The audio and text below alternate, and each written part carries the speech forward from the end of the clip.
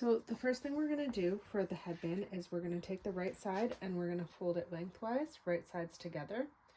We're going to take this over to the serger and we're going to serge along this long edge. And for the band, we're going to do the same thing, folding right sides together, serge along the long edge there. Okay, so once we've got the long edge serged, then we're going to take it and turn it right side out. This is a real quick, easy project. So we're going to turn it right side out, and we want that seam sitting in the center so that we can disguise it. And we're going to take our band, turn it right side out, and again, we want the seam sitting in the middle. So the next step is going to be, we're going to take these edges and we're going to fold right sides together, because this is now our right side with the seam hidden on the inside. And we're going to serge along this edge. I don't want to close this because I'm going to have to wrap it around the headband. Okay, so now I've got it attached. I'm going to turn it the right side out, and I'm going to tack it right here so that it'll stay scrunched the way I want it. So I want to fold this in half, and halfway through here I'm going to use the sewing machine and I'm going to sew a tacking stitch right there.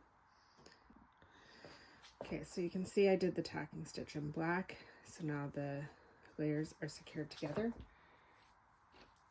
So when you lay it flat, you get that nice pleat there showing the bow. So now this piece we're going to wrap around,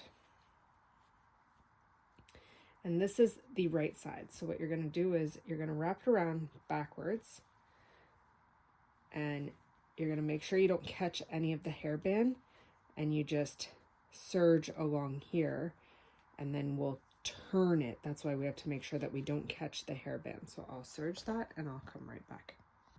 So we have this serged. Because this edge is going to be open, I'm going to take the serged edges and weave them back through and then clip them on their opposite sides, just so that you don't have any unraveling and you don't have threads sticking out. It keeps a cleaner look. So I just use a darning needle to do that.